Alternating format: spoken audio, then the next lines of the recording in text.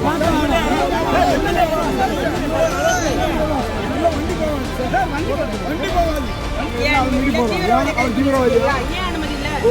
இருந்து வந்த உத்தரவு என்ன உத்தரவும் தெரியல. இங்க யாருமே யாருக்கும் அதிகாரம் இல்ல. எல்லாரும் கையாளாக இருக்கிற திரு மார்க்கண்டேயன் அவர்கள் அதிகாலை கைது செய்யப்பட்டுள்ளார்கள். அவருக்கு எந்த நோட்டீஸும் கொடுக்காம கைது செய்யப்பட்டிருக்காங்க. அப்ப எம்எல்ஏ பார்க்கணும்னு சொல்லிட்டு நம்முடைய மாவட்ட செயலாளர் அண்ணாச்சி அனிதா ராதாகிருஷ்ணன் அண்ணாச்சி, சட்டமன்ற உறுப்பினர் திரு கருணாநிதி அவர்கள், அது போல நம்மளுடைய சட்டமன்ற உறுப்பினர் வகாப் அவர்கள் எல்லாரும் 4 பேர் மட்டும் நீங்க அனுமதிங்கன்னு கேட்கிறோம். என்னையும் சேர்த்து 4 பேர் மட்டும் நீங்க அனுமதிங்க. எம்எல்ஏ எப்படி இருக்காரு என்னன்னு பாத்துட்டு வந்துடுறோம் அப்படின்னா அவருடைய உடல்நிலை என்னன்னு தெரியல, பார்க்க வரணும், எங்களை அனுமதிக்க மாட்டேங்க, உங்களையும் கைது செய்யறோம்னு இருக்காங்க. அதனால இந்த தாவக அரசனுடைய அராஜகம் இது கட்டுக்கடங்காத அளவுக்கு அராஜகம் பண்றாங்க, அடக்குமுறை பண்றாங்க, எதிர்கட்சியை ஒடுக்கிடலாம் நினைக்காங்க. நீங்க ஒடுக்க நாங்க நீர்க்குமிழி போல மேலெழும்பி வருவோம். அதுதான் உண்மை. அத்தனை தொண்டனும் வெகுண்டெழுந்து வர போறான். எங்களுடைய தலைவர் பார்த்து வர சொன்னாங்க. அதுக்குதான் நாங்க சென்னையில இருந்து வந்திருக்கோம். இதை பார்க்க வர முடியும். அவருக்கு என்ன நிலைமையில இருக்காரு, என்ன நிலைமையில இருக்கான்னு எங்களுக்கு தெரியல. காவல்துறை அதிகாரியை பார்க்க முடியாது, எஸ்பியை பார்க்கணும், எஸ்பி பார்க்க விட மாட்டேங்கிறாங்க. அந்த அளவுக்கு அராஜகம், போலீஸ் அராஜகம் இருக்கு.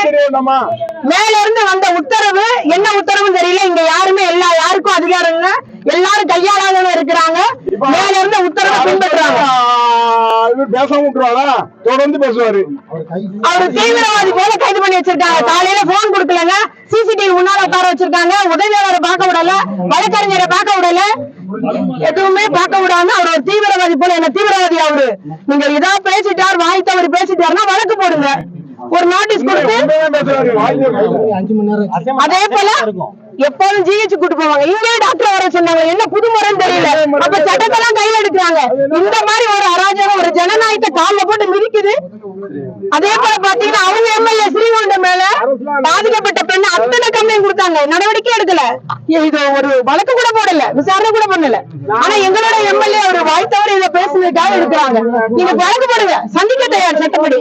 ஆனா இந்த அளவுக்கு ஒரு அடக்குமுறை வச்சு பயம் காட்டுவது, ஒடுக்க நினைப்பதை நாங்க வன்மையா கண்டிக்கிறோம். ஜனநாயகத்தை காலில் போட்டு மிதிக்கிறது தாவக அரசு. ஆமா, நேற்று மாதா கோயில்ல உள்ள அந்த பொருட்காட்சி எல்லாம் தாவக நிர்வாகி சூறையாடி இருக்காங்க. எல்லாம் லைட் உடைச்சு, சேர் உடைச்சு அராஜகம் பண்ணி இன்ன வரைக்கும் கைது பண்ணல, இன்ன வரைக்கும் வழக்கு போடல. அதே போல பழனி ஆண்டவர் கோயில்ல அந்த பட்டா போட்டாங்க பாருங்க, பட்டா போட்டோம்னா பட்டா எழுதிவான இன்ன வரைக்கும் கைது பண்ணல. ஆனா பட்டா போடப்பட்ட செய்தி போட்டோம்னா கைது பண்ணி வச்சாச்சு. அவங்க அந்த அளவுக்கு ஒரு அராஜகம் இந்த ஆட்சியில நடைபெறுகிறது. நாங்க வன்மையா கண்டிக்கிறோம். மக்கள் அத்தனை பேரும் புரிஞ்சு கொள்வார் எந்த அளவுக்கு அடக்குமுறை ஒரு கையாளுகிறார் என்பதை புரிந்து கொள்வார். எம்எல்ஏ பத்தி உங்களுக்கு தெரியும், சாதகம் உள்ள ஆளு. அவர் என்னது அவர் மனசுல பட்டே பேசினார். சட்டமன்றத்தில் வந்தா நாங்க பதிலாட்டி கொடுப்போம், சரியான பதிலாட்டி நடக்கும் அப்படிங்கிறத சொன்னாரு. இதுல என்ன தப்பு இருக்கு? என்ன அவரோட வழக்கறிஞர் டிஎஸ்பி தான் கூப்பிட்டு என்ன நீங்க ரிசைன் பண்ணீங்க, எம்எல்ஏ ரிசைன் பண்ணீங்க. சுதீர்னு டிஎஸ்பி கூட ஒருத்தர் சவாரி போட்டு வந்தாரு. ஆனா ஏடிஎஸ்பி வெளியே இருந்தாரு, சாப்பாடு சாப்பிட்டு இருந்தா மிரட்டினாரு. இப்ப இடுப்புல கை வச்ச மாதிரி தோல்ல கை வச்சாரு. நான் சொல்லிட்டேன் ஒரே வார்த்தை, திமுக எந்த காரணமும் தொட்டு பார்க்க முடியாதுங்கிறதா என்னுடைய இது. எங்களுடைய தலைவர் என்ன சொல்றோம் அதுதான் நடக்குமே தவிர எதுவும் நடக்காது. இப்ப இந்த எம்எல்ஏ பார்க்க கூட உங்களை அனுமதிக்கல. யாரையும் திமுக தடுப்பு வேலி அமைச்சு மாவட்ட காவல்துறை படுத்தி ஒரு முகாம் மாதிரி வச்சிருக்காங்க. இதை பத்தி தீவிரவாத முகாம் இல்ல, நீங்க நம்ம எம்எல்ஏ பத்தி தெரியும், உள்ளாத்துக்குள்ள எம்எல்ஏ பத்தி எல்லா நிருபருக்கும் தெரியும். அவர் எவ்வளவு சாதகமாக உள்ள ஆளு, மக்களுக்காக எப்படி பணியாற்றக்கூடியவர். அவரை பிடிச்சு கொண்டு உள்ள வச்சிருக்காங்களே. ஸ்டெர்லைட்ல 13 பேரை சுட்டாங்களா, சடன்னு சுட்டாங்கல்ல, அவங்கள யாராவது பிடிச்சாங்களா? அவங்கள யார் மேல ஏதாவது நடவடிக்கை இருந்துச்சா? இதுக்கெல்லாம் ஒரு முடிவு இல்லையா?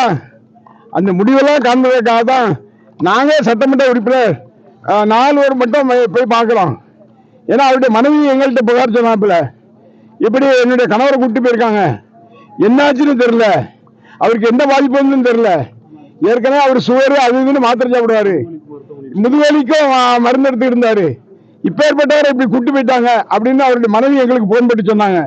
நாங்க பார்த்து அதை விளக்க காணணும்னு பார்த்தா நாங்க விடமாட்டேன்னு இடுப்புல கை போடுறாரு அவரு டிஎஸ்பி. இடுப்புல கை போடுற அளவுக்கு அவருக்கு தைரியம் வந்துச்சுன்னா என்ன தைரியம்? மக்கள் பிரதி மரியாதை இல்ல, இல்லன்னா மக்கள் பிரதிக்கு மரியாதை இல்ல. ஒரு 4 மாசம் தான் அவங்க ஆட்டம், 4 மாசத்துல முடிஞ்சு போவோம். இன்னைக்கு பாராளுமன்ற கூட போகுது. அதுல உங்களுக்கு 4-5 நாள்ல முடிவு தெரிஞ்சிடும். அதுக்கப்புறம் அவங்க சொட்டையை நாங்க முடிச்சிடுறோம்.